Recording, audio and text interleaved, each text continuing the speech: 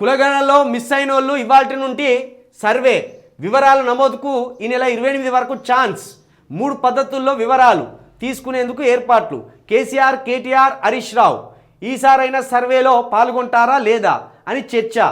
గత సర్వేలో పాల్గొని వాళ్ళ సంఖ్య 16 లక్షలు ఉండొచ్చని అంచనా. చూడు సిగ్గుపోయింది, వాళ్ళ తప్పును వాళ్ళే ఒప్పుకున్నారు కాంగ్రెస్ వాళ్ళు. కాంగ్రెస్ పేపర్లో కాంగ్రెస్ తప్పులను కాంగ్రెస్ ప్రభుత్వమే ఒప్పుకున్నది. 16 లక్షల మంది సర్వేలో పాల్గొనలేదని ఒక అంచనా వేస్తున్నారు.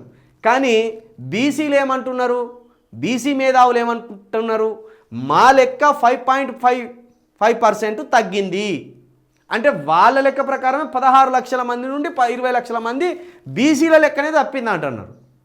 ఇటు దళితులు కూడా మాది కూడా ఒక 3-4% తగ్గింది, 80 లక్షలు ఉన్న దళితులను 60 లక్షలుగానే చూపిండ్లు అని వాళ్ళు అంటున్నారు.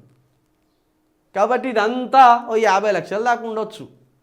మొత్తానికి సిగ్గు లేకుండా వాళ్ళ తప్పులను వాళ్ళే ఒప్పుకున్నారు. మొత్తానికి ఈ రోజు నుండి కులగణన సర్వే తెలంగాణలో మరొకసారి జరగబోతున్నది.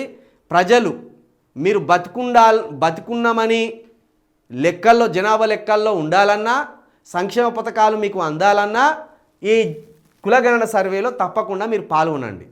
మీది ఏ కులమో, మీ ఆర్థిక పరిస్థితి ఏందో తెలుసుకునేందుకు ఇదొక చక్కటి అవకాశం. దాంతోపాటు మన జనాభా, మీరు ఎస్సీలు అయితే ఎస్సీ జనాభా ఎంత ఉన్నదని తెలుసుకునే ప్రయత్నం, బీసీ జనాభా అయితే బీసీలు ఎంత ఉన్నారని తెలుసుకునే ప్రయత్నం, ఎస్టీలు అయితే ఎస్టీ జనాభా ఎంత ఉన్నదని తెలుసుకునే ప్రయత్నం, ఓసీలు అయితే ఓసీ జనాభా ఎంత ఉన్నదని తెలుసుకునే ప్రయత్నం చేస్తున్నారు. కాబట్టి లెక్కలు పర్ఫెక్ట్గా ఇస్తే ఇక అధికారంలో ఎవరు ఉండాలో కూడా మనకు అర్థమవుతుంది. అది ఇక రామేశ్వరం పోయిన శనేశ్వరం తప్పలేదన్నట్టు ఎంతసేపు కేటీఆర్, కేసీఆర్, హరీష్ రావు మీ లెక్కలు ఇస్తారా ఇయ్యరా అంటారు. ఇప్పుడు కేసీఆర్ దే కులమో తెలియదా, కేటీఆర్ దే కులమో తెలియదా, హరీష్ రావు దే కులమో తెలియదా?